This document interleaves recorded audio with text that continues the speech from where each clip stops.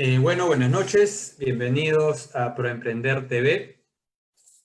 Hoy día, miércoles 28, tenemos un invitado especial desde Italia. Nos está acompañando Julián Abreu. Él es miembro fundador de Proncopy, director internacional de Sagent SRL, miembro de la RIN Internacional y especialista en negocios internacionales del área de la CAN y de Europa. Bienvenido, Julián. Buenas noches. Gracias, Guillermo. Es muy gentil en esta invitación. Estamos seguros de que con tu programa Proemprender, los peruanos que están en el exterior y que nos están viendo van a tener muchas satisfacciones porque están curiosos de saber qué significa también Proemprender. Gracias por la invitación. No, gracias, Julián. Empecemos un poco. Tú eres miembro y fundador de Proncopy. Cuéntanos un poco el inicio de esta institución y cuáles son sus objetivos. Corrían los años 2004 cuando un grupo de empresarios nos encontramos al pie del consulado, como siempre, que era el lugar donde uno se agregaba anteriormente y, bueno, se podían vislumbrar que ya había una pequeña efervescencia de pequeños empresarios profesionales, que juntamos un grupo de ellos, fuimos a hablar con el cónsul en ese tiempo era el cónsul Jorge León. Hicimos una especie de pequeña apuesta. Él nos dijo, a ver, vamos a ver cuántos empresarios hay acá, en Milán. Conseguimos reunir más de 120 empresarios en una noche de gala importantísima. Reunimos realmente a un buen grupo y empezó este sueño de crear, hacer una cámara de comercio. La llamamos Proncopy justamente porque es promoción comercial peruano-italiana. Estamos desde el 2004 constituidos legalmente en la ciudad de Milán y desde el año pasado hemos abierto el espacio a los peruanos que están en Europa. Interesante. ¿Y cómo les ha ido? ¿Cuáles han sido los máximos logros que ha tenido Proncopy en estos años que tú nos comentas? ¿Y cuál ha sido la articulación bilateral entre Perú y Italia, ¿no? Digamos, el concepto como Proncopy es muy bueno.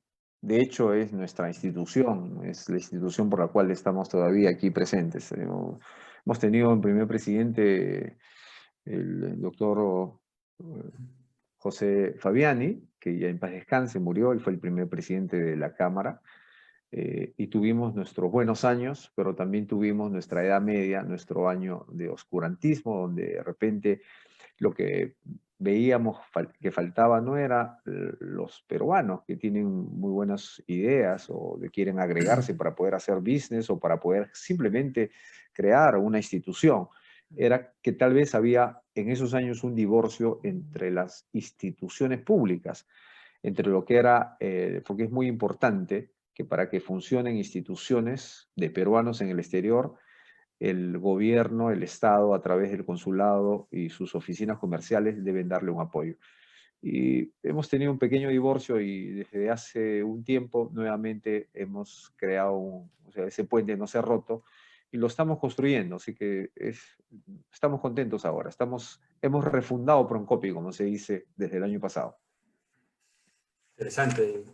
Felicitaciones y espero que sigan con ese camino del éxito y apoyando a tanto emprendedor peruano que está en Italia y también a, digamos, italianos que están acá en Perú y sean ese puente bilateral entre Perú e Italia, ¿no? Tú como peruano, sé que eres un gran promotor de programas y beneficios para los peruanos en el exterior.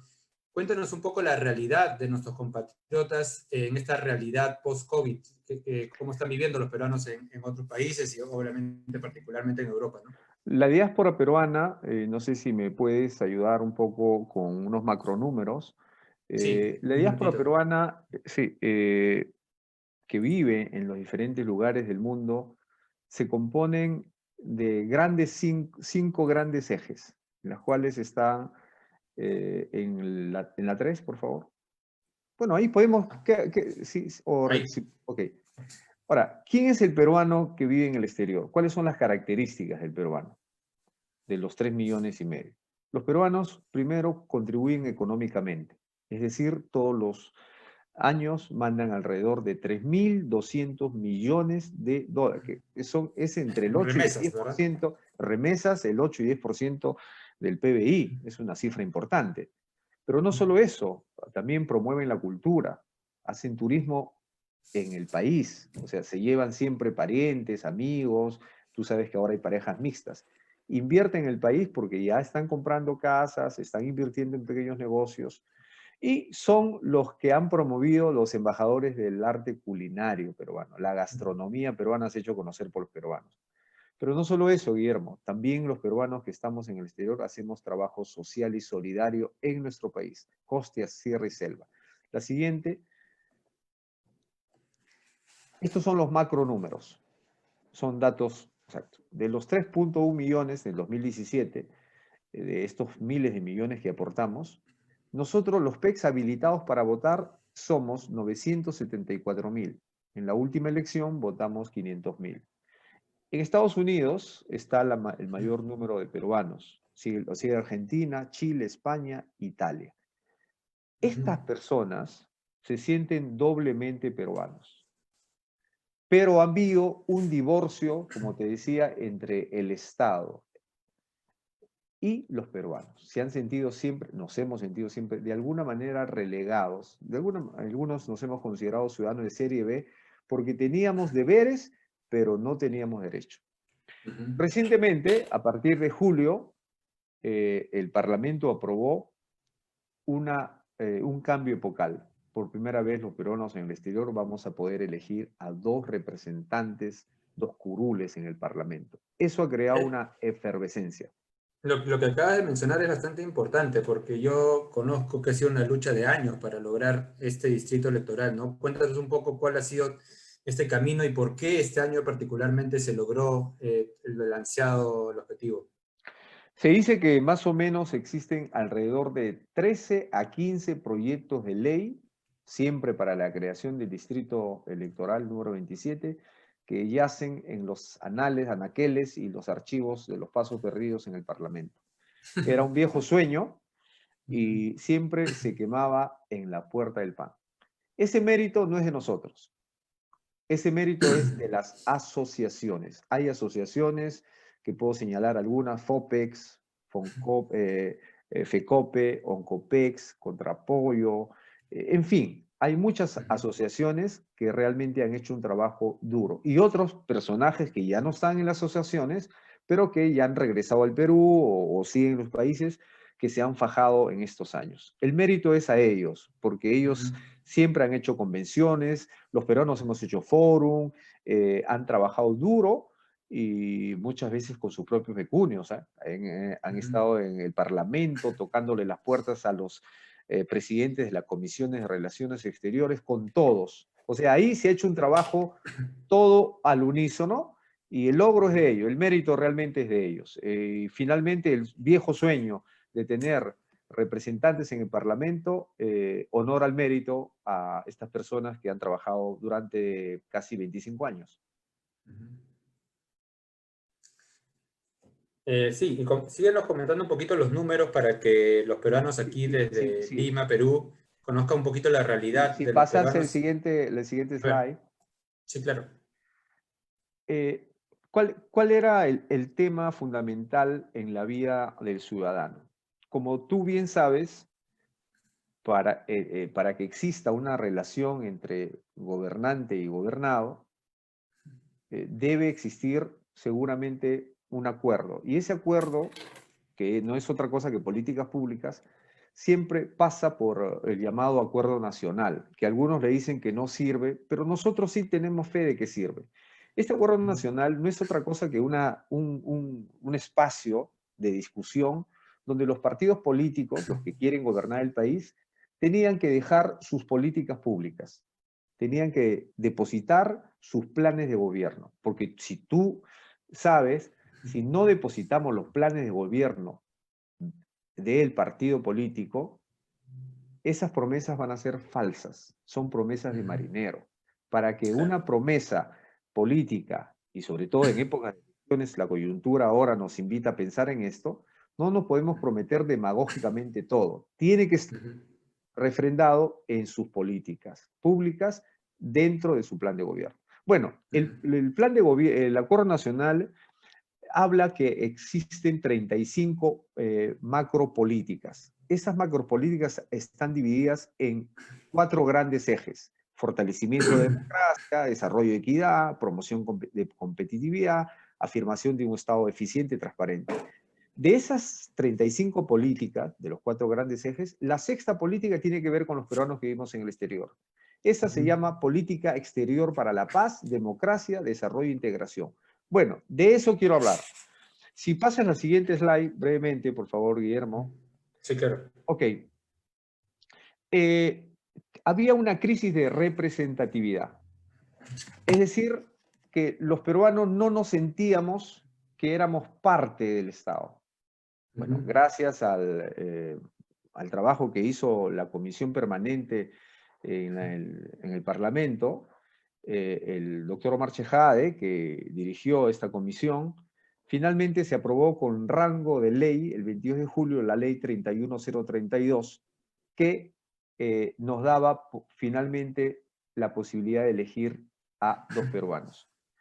Pero la ley todavía no satisface lo que queremos, porque hay una crisis de representatividad. Es decir, los candidatos no pueden ser invitados por los partidos, ya que la norma aplica solo cuando el distrito electoral tiene 4 más representantes. Ahora eso se ha modificado. Ahora finalmente van a ser invitados. Pero hemos tenido que bregar, luchar, fastidiar, porque si no, nos quedamos dormidos, nos lleva la corriente. Otro punto interesante es que los partidos nunca se han preocupado por los peruanos que están en el exterior, porque sabían que estaban obligados, que tenían que votar, ¿no? Entonces ellos de todas maneras tienen que votar. Entonces no han creado bases o lugares de agregación en el exterior. Siguiente, por favor. ¿Qué cosa hemos planteado nosotros a este acuerdo nacional y qué le decimos a los partidos? ¿Y qué tiene que ver esto con la empresa y qué tiene que ver esto con la inversión de los peruanos? Tiene que ver mucho, mucho. Primero, necesitamos una ley que permita a los peruanos residentes en el exterior poder ser reconocidos sujetos de créditos en el sistema económico y financiero. ¿Qué implica eso, Guillermo? Implica que muchos peruanos hoy día no están reconocidos en el sistema bancario, por lo tanto, la superintendencia de banca no los reconoce. El rédito que un peruano gana, su rédito en cualquier país, en Estados Unidos, en Japón, en Inglaterra, no es reconocido legalmente, a pesar de que esos réditos los da el Ministerio de Economía y Finanzas del país de lo que proviene. Pensemos a un ciudadano de Argentina. El Ministerio de Economía de Argentina le da un documento donde declara cuánto gana esas personas. Esa persona cuando va al Perú no puede comprar nada, no tiene acceso al crédito, porque no es reconocido sujeto de crédito. Tenemos deberes, pero no tenemos derechos. Eso es muy importante porque eso sería el motor para las inversiones. Entonces se reclama, el segundo punto es hacer de repente un organismo, una especie de viceministerio. No necesariamente tiene que ser un viceministerio, pero podría ser una institución, un instituto del migrante, que se ocupe de la diáspora peruana en los 5 continentes. El tercer punto yo lo veo muy interesante. Es la inserción de los peruanos en el sistema económico financiero que le permita la inversión, creación de empresas, beneficios y exoneraciones. ¿De qué hablamos? Y la cuarta es la reinserción de los peruanos en el exterior. Si tú pasas más abajo, por favor, pasas las slides. ¿La siguiente? Sí, por favor. Bueno, aquí estamos explicando qué entendemos por la ley que permite a los sujetos residentes. Le va a permitir a los peruanos poder tener un crédito hipotecario, ahora no lo pueden hacer, tener un crédito personal, un crédito empresarial, un leasing inmobiliario, ser participantes y usuarios de programas de gobierno. Por ejemplo, los peruanos en el exterior no podemos utilizar techo propio, ni el crédito Fondo Mi Vivienda. Es extraño, ¿no? Y imagínate que un peruano en el exterior de Chile, que tenga años en Chile, tenga sus pequeños ahorros, decida regresar al Perú y poder, de repente, el terrenito que dejó, un lugar y querer construirlo, no puede acceder al Fondo Mi Vivienda, así como están las cosas. El hecho que sea sujeto de crédito le va a permitir hacer esa inversión. ¿Te imaginas la cantidad de inmuebles y condominios que se podrían construir? Cientos de miles, porque los peruanos que están en el exterior tienen sus ahorros y tienen una capacidad adquisitiva un poco mayor, no queremos ofender a nadie. Entonces, nosotros le hemos denominado el programa Compra tu casa en Perú, así de concreto, compra tu casa en Perú. Esto le va a permitir a ellos. Entonces, decimos, finalmente tendrá un valor los años pasados en el exterior y lejos de sus seres queridos. Siguiente. El Viceministerio o Instituto de los Peruanos. Este es un tema que tiene que ver con la representatividad. Hoy día, en el exterior, muchos connacionales no se sienten protegidos. Ahora, el rol de los consulados no tiene que ser necesariamente eso, porque el consulado es un diplomático de carrera que tiene cosas bien específicas. Ellos, cuando llegaron a los países, no se imaginaron que iban a llegar miles de peruanos. Imagínate el consulado venezolano que está en el Perú. Jamás imaginaron que iban a llegar 1 millón de venezolanos, ¿no? No estaban preparados. Y muchas veces nosotros, a veces por ignorancia o a veces por nuestra ansiedad, le pedíamos y exigíamos a los consulados que se ocupen de un sinnúmero de casos, no solamente en el tema consular, sino en la vida cotidiana. No somos el tema de los pasaportes, matrimonios, antecedentes penales, inscripciones, minutas, en fin, todo lo que significa 3,5 millones de personas que están afuera. Somos una región de 3,5 millones, imagínate la cantidad.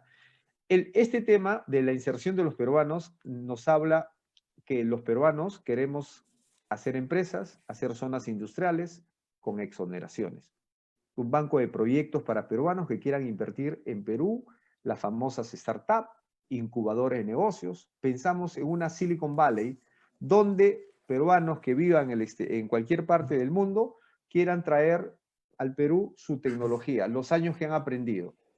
Unas fábricas modelo europeo, talleres, estudio de enfermeros, casa de reposo, en fin. ¿Qué le permitiría? Le permitiría, yo doy un capital, no sé, me llevo mis maquinarias, tengo mi capital, tengo mi inteligencia, tengo mi know-how, pero tú, Estado, acógeme, dame facilidades para que yo pueda crear. Lo otro es la creación de sociedad de capitales, joint venture, desde el país donde viven los peruanos. En fin, es una inserción a 360 grados. Es un plan muy ambicioso. Sabemos que estamos en la primera fase, pero creo que el potencial de inversión de los peruanos es interesante. Siguiente, yo creo que ya terminamos. Ahí está. Ok. Bueno, esto sí obviamente es algo que se lo debemos a nuestros hijos. Los peruanos que estamos en el exterior somos ya de tercera generación. Yo me considero peruano de primera generación, tengo casi 30 años acá, pero están los jóvenes que tienen 35 o 40 años, son los de segunda generación, y los que nacieron en el exterior de tercera generación. Bueno, ¿tú sabías que un joven peruano que termina sus estudios en cualquier parte, en estas universidades, Chicago, Londres, Francia, Barcelona, grandes universidades, no pueden ejercer su profesión en el Perú y se demora más de 2 años en reconocerle su título? Y estos jóvenes, 2 años y más. Ok, ¿por qué le damos zancadillas a estos chicos? Estos chicos tenemos que abrir las puertas. Y esas son... Tú te imaginas la cantidad... Tú has estudiado en el exterior, también sabes cómo es, pero tú has hecho tu posgrado, creo, en el exterior, ¿no? Sí, en Estados Unidos. Okay. Pero tú la universidad no la hiciste en Estados Unidos. Uno que hace la universidad en Estados Unidos para que sea reconocido como ingeniero y estar inscrito en el Colegio de Ingenieros de Perú, no es fácil. Bueno, cientos de miles de jóvenes que estudiaron en las mejores universidades podrían contribuir al desarrollo del país. Bueno, la siguiente es prácticamente la conclusión. Bueno, este es otro tema más que todo político, el acceso a la jubilación. Estamos viendo que es necesario que los peruanos también puedan aportar. Los peruanos que viven afuera, Guillermo, quieren aportar dinero. Quieren decir, no quiero que me des todo gratis. Y ahora justo que estamos hablando del tema de la jubilación en el Perú, con esta ley que se quiere, que ya está, creo que ya se ha presentado el borrador de lo que va a ser la ley, el dictamen. Bueno, los peruanos necesitamos aportar. Queremos tal vez regresar, y estamos dispuestos a aportar una cantidad. El tema del caso de muerte, la invalidez, cosas que afectan a los peruanos que estamos. ¿Ya? Entonces, el tema es complejo, el tema es muy amplio, pero en estas propuestas, en esta plataforma hemos querido abarcar. Proncopi ha generado esta plataforma. Entonces, por primera vez estamos generando políticas públicas y hablando con todos los partidos diciendo, señores, barbas en remojo, los peruanos esta vez no le vamos a regalar el voto. No nos interesa que sea de izquierda, de derecha, cualquier partido. Queremos apoyar a alguien que nos dé, alguien que nos dé este tipo de cosas. Por ahí. Una consulta, Julián, tú que estás bastante sumergido en este tema del nuevo distrito electoral de los peruanos, yo me pregunto, llegamos a abril, llegamos a julio de 2021 y escogemos a 2 congresistas de peruanos en el exterior. ¿Se han planteado cómo sería la semana de representación? ¿Cómo estos 2 congresistas van a recoger todas estas amplias problemáticas de los peruanos en el exterior que son bastante complejos y bastante diferentes, ¿no? O sea, ¿cómo sería esta semana de representación de estos 2 congresistas que representan a los patriotas que están afuera, ¿no? Compatriotas, perdón. Una de las cosas que estamos diciendo en los Zoom que se están realizando a través de las diferentes asociaciones es que los candidatos, que ahora ya los conocemos, porque hace tiempo no los conocíamos, recién a partir de hoy día ha salido la lista de los candidatos, ¿no? Tú sabes que recién salieron. Bueno, a todos ellos les estamos diciendo una cosa importante. ¿Cuál es el perfil del candidato al cual vamos a votar? Primero, que conozca la historia del Perú, eso es muy importante, que conozca la historia política y la historia económica del Perú. Segundo, que conozca cómo funciona un parlamento, para que no pierda tiempo y vaya a trabajar. Tercero, que conozca las herramientas digitales. Tiene tiempo para prepararse en las herramientas digitales. Todos hemos aprendido en estos meses a utilizar las herramientas digitales. Todos. El parlamentario tiene sus asesores. Que no ponga de asesores a los amigos o a los parientes. Que ponga asesores dentro de los PECs. Que sean los peruanos que están en el exterior, jóvenes profesionales, por concurso, la manera que tiene que ser. Imagínate, un parlamentario tiene 4 asesores, que sea uno de Estados Unidos, el otro puede ser de Europa, el otro puede ser de Sudamérica y el otro puede ser de Asia. ¿Por qué no? Si son jóvenes profesionales. Hay abogados en todo el mundo, hay jóvenes profesionales. Te hablo de los de la segunda generación, muchachos. Esos jóvenes hablan, los jóvenes que nacieron en el exterior, Guillermo, bueno, también los peruanos ahora, te hablan 3, 4 idiomas, tranquilamente. Manejan las redes, manejan la digitalización normal. Entonces, esa es la solución, no hay otra. Eso de que vas a viajar por todo el mundo es mentira, hermano. No es factible, económico, ni tampoco es productivo. Tal vez podrá hacer un viaje una vez al año o 2 veces al año, pero no se va a ir paseando todas las veces. Hace unos años había una ley para que los peruanos que regresaban al Perú trajeran tecnología con beneficios tributarios. ¿Sabes si eso lo van a seguir ustedes protegiendo para que ahora estos 2 congresistas defiendan esa? Es justo esa es la ley que todos odiamos. Esa Okay. es la ley de retorno se llama. ¿Ya? Esa ley de retorno se hizo durante la crisis de los bancos, cuando cayeron los bancos como Merrill Lynch, Lehman Brothers. Entonces muchos peruanos se quedaron sin trabajo en todas partes del mundo, ¿no? En España hubieron miles de peruanos que salieron, Italia, han estado un poco de todo. Entonces hicieron una ley de emergencia, pero la ley en sí no se prospectaba a la inversión del peruano. Nosotros la estamos cambiando como ley de reinserción económica, donde explica todo lo que, donde explica todo lo que hemos visto, ¿no? O sea, es más articulada. La otra era simplemente una ley de retorno de emergencia. Y es verdad que te permitía traer una cantidad de bienes, pero era bien complicado, porque tú te imaginas que si yo tenía un taller en Estados Unidos, tenía un taller de llantas, o donde arreglaba llantas, a veces eran pues, cosas de segunda que había comprado, un tallercito que tenía un valor, y me quería traer, pero tenía que entregar documentación, el origen, o sea, desanima al peruano que quiere emprender algo en el Perú, lo desanima, no lo anima, no le da puentes. Eh, entonces, no es una ley práctica, necesitamos cosas prácticas, pragmáticas. Digamos, lo están reinventando la ley para que realmente genere beneficios, ¿no? Julián, tú como empresario especialista, un empresario global, experto en negocios internacionales, cuéntanos un poco el panorama de los negocios mundiales ahorita en el post-COVID, ¿no? ¿Cómo están las exportaciones, las importaciones, hablando Europa y Latinoamérica y particularmente con el Perú, ¿no? Justo una de las cosas, una de las cosas que yo estaba viendo era cómo las proyecciones de la caída de los mercados era terrible, ¿no?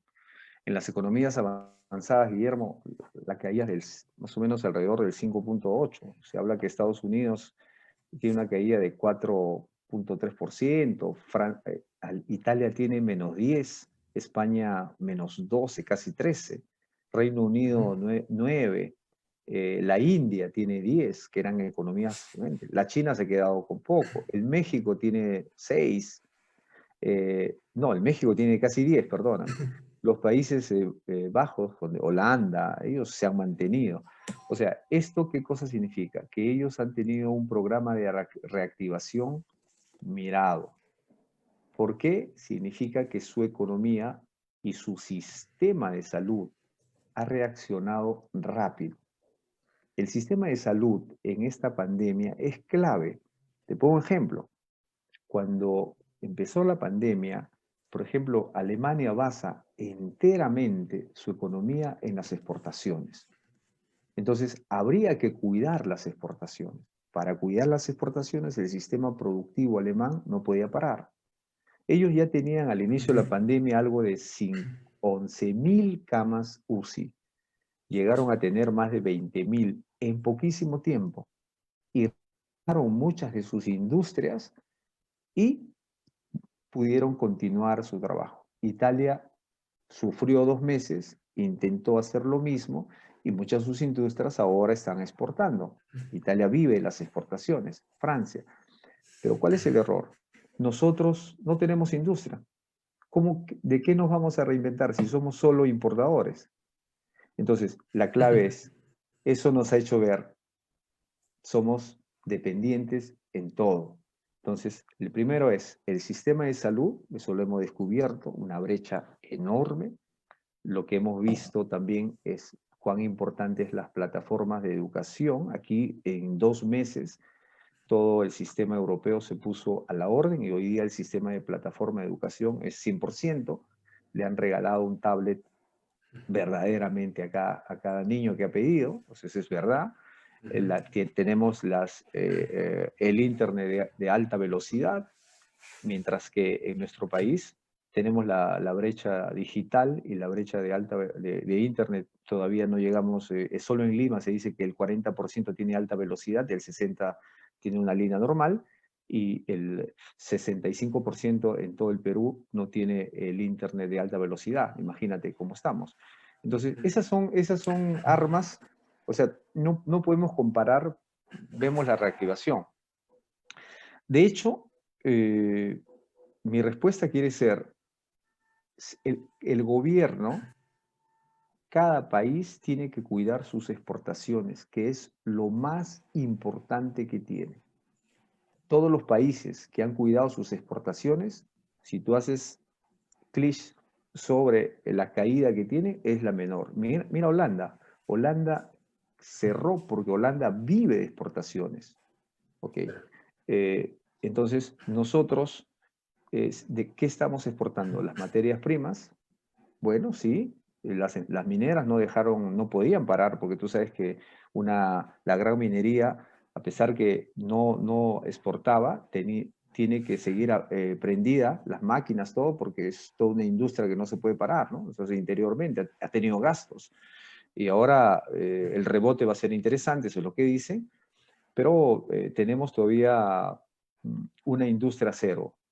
Yo punto mucho sobre eso, o sea, la experiencia que tengo en estos años me dice que si no logramos una política de industria, no vamos a poder hacer nada, Guillermo. Interesante.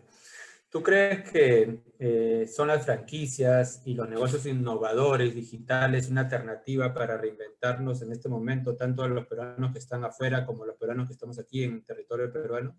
Absolutamente, absolutamente. Hoy día todos, absolutamente todos, estamos haciendo reingeniería de nuestra vida. Todos. La persona que diga no voy a cambiar o no cambio, se puede quedar rezagada. Se va a quedar rezagada y la corriente lo va a arrastrar a unos mares ignotos. Ninguno, hay libros de grandes gurús que hablan que las profesiones van a cambiar. La franquicia es una cosa que los peruanos en el exterior, por ejemplo, o los que están en nuestro país, deberían tomarlo como algo real y pragmático. Te pongo un ejemplo. Aquí en Europa hay muchos negocios, tipo pollerías o restaurantes, o de repente negocios, ahora que está de moda, todo lo que son los integradores, ¿ok?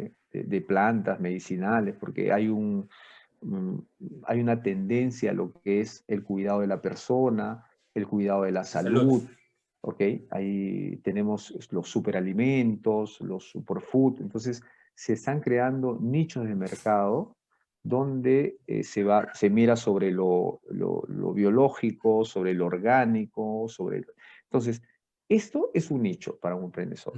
Ahora, pero para que una persona pueda hacer un tipo de business, va a necesitar tiempo, know-how y dinero.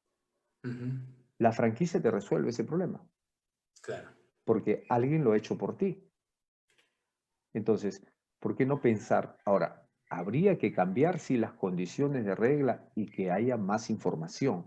Una de las cosas que cuando comenté que me habían invitado a la reunión de hoy día, me llegaron mensajes muy agradables, por cierto, los cuales me decían, no conocemos, pensamos que es muy caro, pensamos que es pensamos que es caro, que es inalcanzable. Entonces las personas le tienen un poco de miedo. Sí.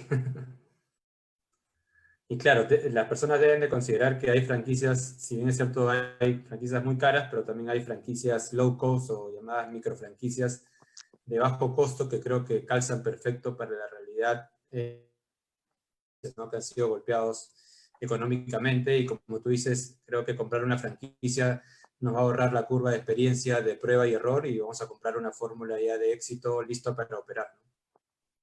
Exacto.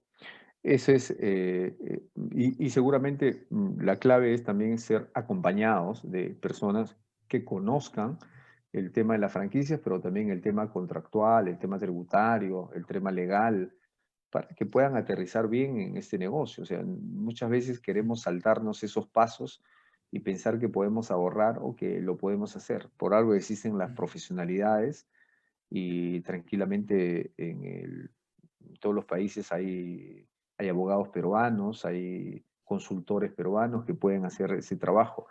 Yo lo veo como una solución para los jóvenes. Los jóvenes, segunda generación, muchos se han quedado y se están quedando sin trabajo. Para esos jóvenes, este tipo de business es muy interesante porque le va a permitir también generar un ámbito internacional, ¿no? Imagínate a los jóvenes que puedan, he visto algunos negocios ahora, sobre todo aquí en Europa, los negocios de los alimentos e integradores, y vaya que no, que tienen su nicho de mercado, ¿no? Entonces, no sé, en el Perú, ¿cuáles son las franquicias que están ofertando? Eso tú lo sabes mejor que yo. Sí, bueno, Julián, el tema de las franquicias también ha sido un sector que ha sido golpeado, pero como tú dices, es un modelo de negocio que nos ayuda a reactivarnos rápidamente. Y la mayoría, obviamente, de negocios vinculados a la franquicia son la gastronomía, a pesar de que muchos restaurantes también han quebrado, pero el hecho que trabajen como franquicias son marcas muy potentes que aún tienen un gran valor en el mercado y muchos emprendedores peruanos que viven en Italia, que viven en Europa y en otros continentes, pueden optar por comprar estas marcas y llevarlas a sus territorios, ¿no? Y si bien es cierto, la mayoría de operaciones de estos negocios gastronómicos están siendo la gran parte de las ventas por delivery, pero poco a poco ya se está reactivando la capacidad de los clientes para poder entrar a la sala y utilizar los comedores. Pero creo que es una gran oportunidad, como tú dices, de trabajar de forma bilateral. Tanto los peruanos que tienen un ahorro, tienen un capital, están en el exterior, puedan adquirir estas marcas de éxito que están como franquicias en Perú, ¿no?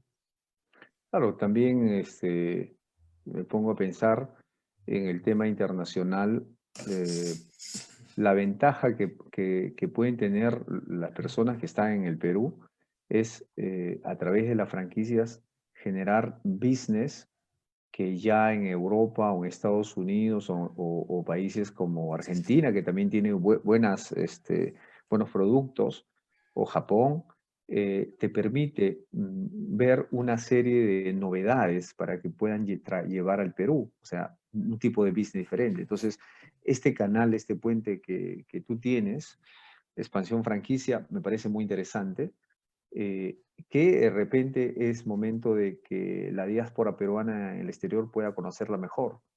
Eh, Creo que falta información y eso es una cosa buena de la pandemia, digamos, que nos ha permitido trabajar de manera digital, algo que hace un año no lo pensábamos, ¿no? Eso es la verdad. Todo era físicamente, ¿no? Sí, Hacíamos las citas. gracias a Dios nos agarró la pandemia con el internet en la mano, ¿no? No, y eso sí, eso sí. Imagínate que hubiera sido sin internet, ¿qué hubiera pasado? Pero Claro. bueno, yo- yo- nosotros somos como Proncopi, y aquí sí te hablo como asociación, eh, la preocupación más grande de la asociación es que los peruanos en todo el mundo deberíamos generar una corriente. Esta corriente es de información. Ujú. Información no solo política ni social, que son importantes y eso, sino una información comercial. Entonces, esta plataforma no tiene un costo al inicio, o sea, es decir, no tiene un costo. Proncopi es una asociación sin fines de lucro, Ujú. brinda información a las personas que lo pidan. Después las personas que están interesadas contactarán Expansión Franquicia y le dirán, bueno, cuáles son las ofertas que tienen en temas, en temas de restaurante, en temas de negocios, de business, de cura de la persona, de beauty, en fin, todo lo que hay, Ujú. toda la rosa de franquicias. Eh, yo creo que por ahí tenemos que empezar, o sea, informar. Se sabe Ujú. poco y bueno, en este caso, cuando me pregunten, yo pues le daré la dirección de tu correo para que ellos puedan conectarse. No sé si tú tienes ahí un correo ya listo para que ellos puedan llamarte y es tu business. Mi trabajo es simplemente promocionar estas oportunidades a los peruanos en el exterior. O sea, esa es parte de nuestra función, decir, señores, hay este tipo de business, Ujú. contacten. ¿No? Y lo mismo sucede con todos los aspectos que hacemos. No, sí, Julián, encantado de apoyar a los peruanos que viven en Italia y en Europa. Queremos hacer una bisagra comercial entre ambos territorios y tanto también los peruanos que quieran ir a hacer negocios a Italia, también obviamente los vamos a enlazar con Procopy y la idea es sumar esfuerzos, ¿no? Y te quería, hablando de franquicias y hablando de negocios, también te quería hacer otra pregunta. Si bien es cierto, estamos ahorita ya en reactivación, pero los primeros meses del COVID hizo quebrar muchas empresas o muchas empresas decidir cerrar sus puertas en esta cerrar y quebrar de empresas, obviamente también va a haber la oportunidad de compra y venta de empresas, ¿no? O transferencia de acciones. ¿Cómo ves ese panorama? Es un programa muy interesante porque le va a permitir a las personas, de hecho, un dato estadístico, aquí en Italia se dice que de los 2 millones de personas que han perdido su puesto, solo el 20% va a recuperar su trabajo en un año. Es bien duro lo que te estoy diciendo. En un año. En un año y hasta el 2025 van a recuperar, o sea, tenemos 3 años a 4 de crisis. En el tema de los negocios, por ejemplo, cuando se hablaba acerca de las sociedades que habían capitalizado en el norte de Italia, se habla de que es una de las ciudades más ricas de Italia, y lo mismo pasará en otros países. La gran mayoría de empresas ha empezado a negociar con sus trabajadores y darles un acuerdo extralaboral para no quebrar. O sea, entonces, aquí viene otro factor, la fuerza trabajadora y el empleador. ¿Y qué le ha hecho el empleador? Le ha dicho, mira, les voy a ceder parte de las acciones de la empresa, ustedes se quedan acá todavía, pero cuando nuevamente reiniciemos el circuito laboral, la reactivación, ustedes van a tener un porcentaje de la empresa. Entonces, ha empezado una serie de negociaciones. Y eso es lo que va a pasar. O sea, la única manera para que una empresa no pueda cerrar es negociar con su trabajador, negociar con los que le suministran, hacer ese tipo de cosas. Esa maniobra ya está sucediendo aquí y es la única manera que han encontrado las personas. De lo contrario, va a haber un conflicto entre el empleador y el empleado, entre la fuerza laboral, que en el caso de servicios es el costo mayor, ¿no? En el caso de servicios. Y en el caso de los bienes de producción, si no hay pedidos, si no hay exportación, obviamente muchas empresas van a quedar. ¿Y qué va a pasar? Muchas máquinas van a estar en oferta, va a haber un parque motor. Piensa que el año pasado solamente se han vendido el 8% de los automóviles que se pensaba vender en el 2019. ¿Cuántos, 8%. cuántos millones de automóviles se han quedado sin vender? Wow. Eso. Bueno, No. ¿Cuántas mal. fábricas? ¿Cuántas fábricas Claro. no han producido? Y el inducto, ¿cuántas puertas no han producido? ¿Cuánta gente no ha hecho chip? ¿Cuánta gente no ha hecho timones? ¿Cuánta gente no ha hecho sillas? Ese clúster de producción que hay ha sufrido, ¿no? Entonces, sí, estamos reacomodándonos todavía. Ninguno tiene la solución, honestamente, Guillermo. Estamos todavía Claro. haciendo una perspectiva. Hay bastante costo de almacenamiento por todos los productos que se han quedado sin vender y también bastante capacidad ociosa por las fábricas que han dejado de producir, ¿no?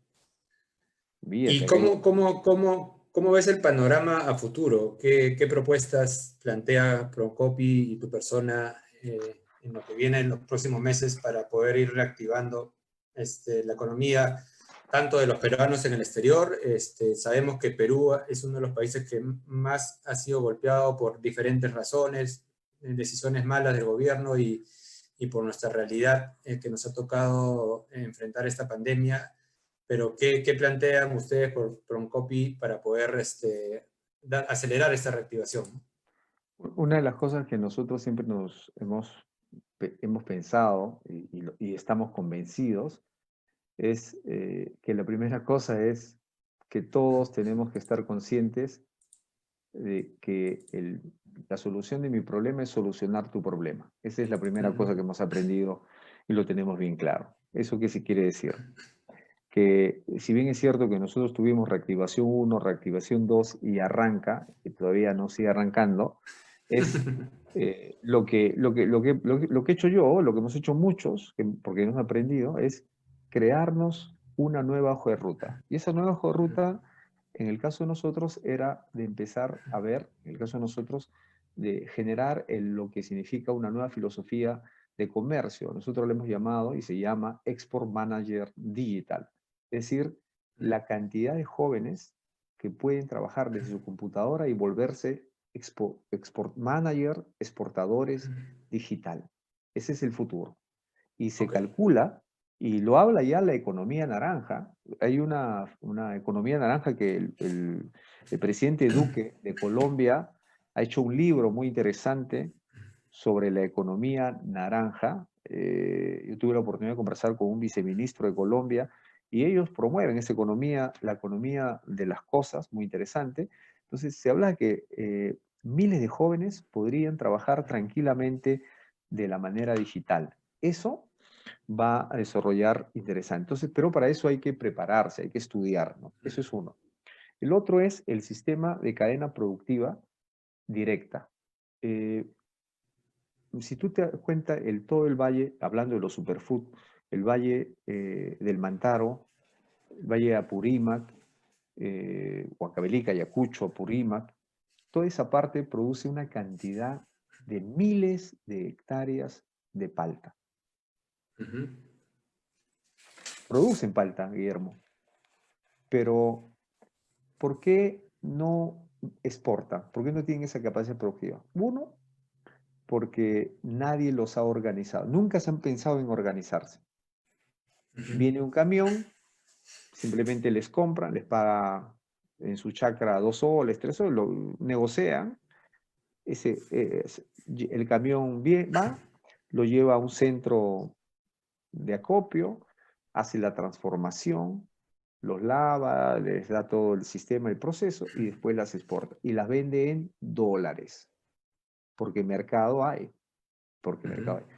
Porque esa persona tiene el contacto en el exterior, tiene a las personas como nosotros que trabajamos en el exterior. Bien, eso debe acabar. Ese es el Ujú. rol de la región. Ese rol no lo puede hacer el agricultor, porque el agricultor no tiene la capacidad, no ha sido educado, no ha sido formado. Para que se pueda formar, tiene que pasar muchos años. Entonces, el rol de la región, y todas las regiones tienen sus gerencias. La gerencia de producción, gerencia de desarrollo, gerencias y gerencias. Bueno, esa gerencia tiene que ocuparse en organizar a esos productores a través de cooperativas, a través de asociaciones de productores. Y tocarse el bolsillo, en vez de dar bonos que no sirven a nada, generar lugares, centros de acopio y centros de transformación. Y te hablo de Camu Camu, que está dando un gol en el mundo de lo que es la vitamina C. Se dice que tiene creo que más de 20 veces más de la vitamina C, de la naranja, o 15 Ujú. veces. Se habla del quión. Tenemos superfood. O sea, nosotros Ujú. tenemos la dispensa del mundo, pero los agricultores no están y no lo van a poder hacer. ¿Sabes por qué, Guillermo? Porque ellos simplemente mm, nacieron agricultores y no lo entenderán. Entonces, ¿cuál es la parte intermedia? Es el rol que tú me dices. ¿Cuál entonces es la solución? La solución es que realmente los que están gobernando, los funcionarios, los recursos humanos deben ser utilizados. Eso es lo que no vemos con preocupación. Ujú. Cuando le hablamos a las regiones acerca de un proyecto muy interesante, simplemente nos escucharon y lo vieron lejos. O sea, Ujú. ¿cómo te explico? No, estamos hablando de otro idioma. Ujú. Eh, lo veo muy difícil. Entonces, honestamente lo veo difícil.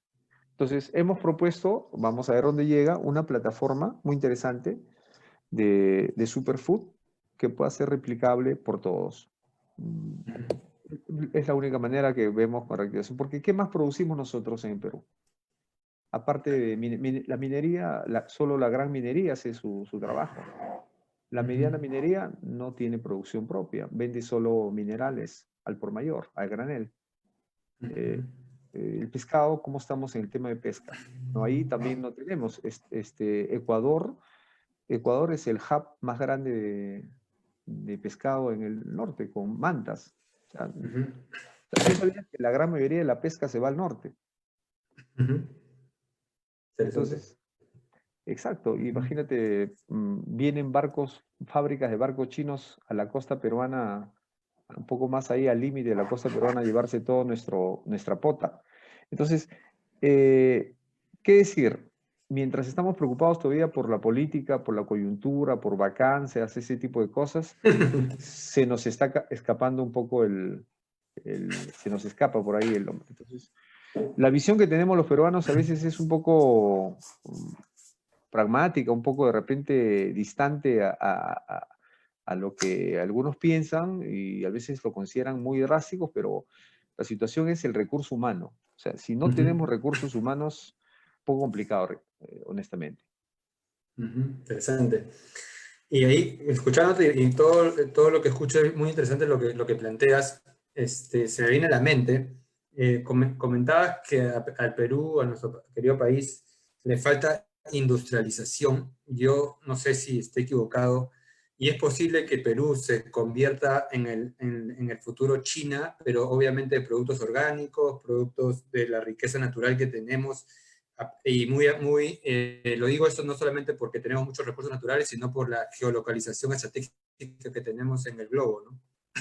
Claro, eso sí, eso indudable, y todos lo dicen. De hecho, hay estudios de cuánto el recurso de la Amazonía se ha hecho hasta un mapeo de las zonas de protección. Hemos hablado último de la protección de Escazú. Se ha hablado de temas como la zona Ramsar, donde no se puede pasar, no pueden pasar infraestructura. O sea, nosotros en eso somos muy buenos. Somos muy Ujú. buenos en crear leyes, reglamentos, modelos, tupas. Somos fantásticos en eso. O sea, en la carta hemos solucionado todo. Se Ujú. hacen con miles de millones en consultorías. Si tú te das cuenta la cantidad de miles de millones de consultorías en cualquier solución. Te pongo un ejemplo. Tú me dices, nosotros somos la dispensa del mundo. Sí, veamos el tema de la Amazonía o de la sierra. ¿Por qué Ujú. nosotros no podemos producir electricidad teniendo uno digamos, el sistema de aguas más importante de la cadena montañosa de los Andes? Tenemos para hacer las hidroeléctricas que queramos. Bueno, ahí tenemos. Tenemos una de las zonas, que eso Dios nos ha bendecido, de las zonas de radiación más importantes para la energía solar. En la sierra, Ujú. Guillermo, nadie debería tener frío, ni le falte luz, ni nada. Nadie, nadie. Porque tenemos sol, tenemos todos los días en la sierra sale el sol. Y tú sabes, la luz, ¿no? Y tú sabes que para producir energía solar no necesita que haga calor, basta que haya luz y la radiación. Y después los inverter lo convierten. Bueno, Ujú. ¿por qué los proyectos de solares no funcionan? Porque ahora la tecnología permite tener electricidad y también tener agua caliente. Y hay tecnología.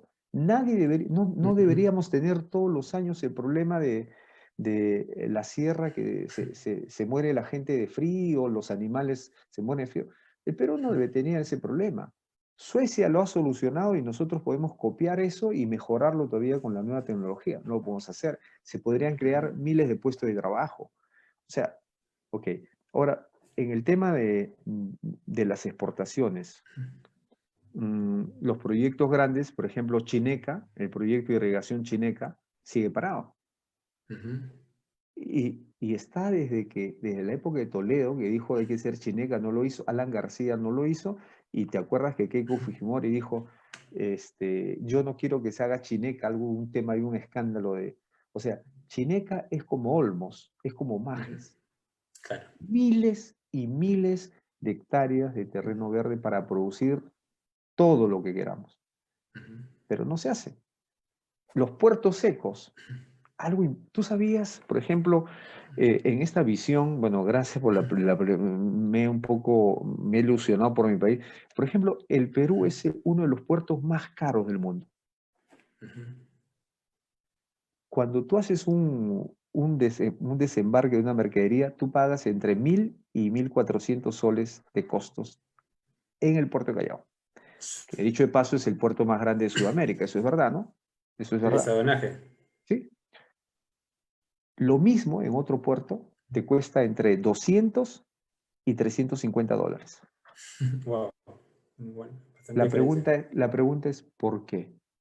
Porque hay aglomeración, hay cola, los carros no salen. ¿Cuál es la solución? La solución son los puertos secos.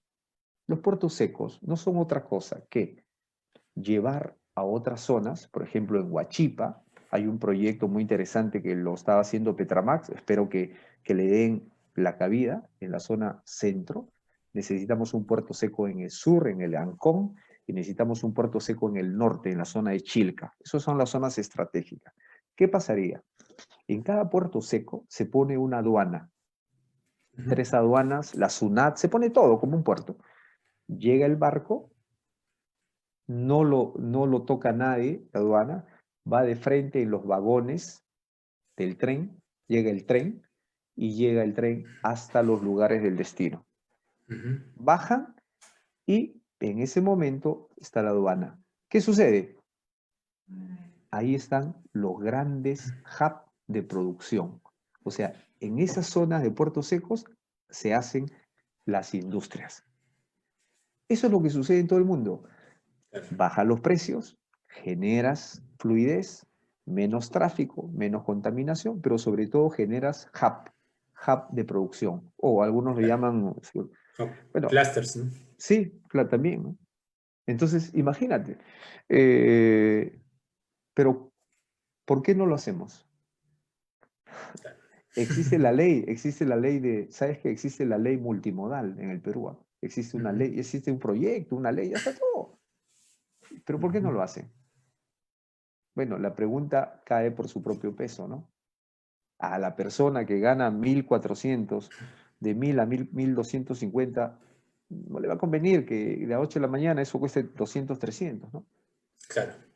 ¿Pero qué? ¿Vamos a permitir que por 4 o 5 empresas que están manejando la concesión del puerto de Callao nosotros tengamos que vivir eternamente en este tipo de cosas? Es por eso que no vienen las empresas. Es por eso que se desaniman. Entonces, en la carta somos perfectos. Y lo que dices perjudica a toda la cadena, ¿no? Hasta el consumidor final.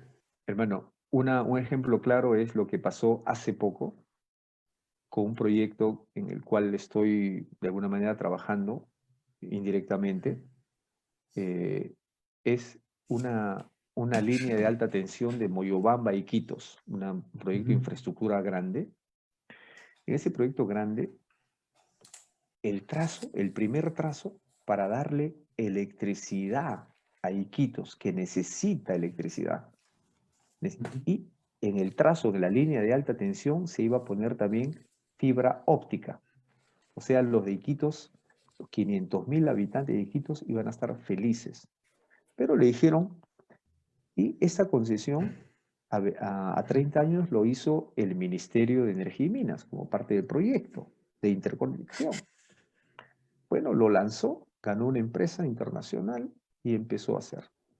¿Sabes quién se opuso? El Ministerio de Energía y Minas le dio la concesión, la empresa invirtió.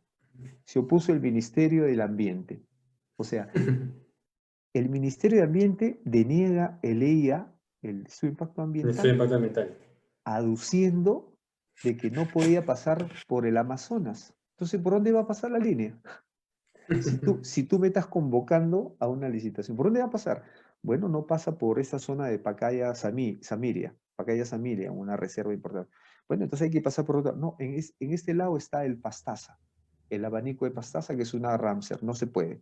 Entonces, pasen por la orilla del río Marañón. ¿Eso implica 30% más? Ah, no lo sé.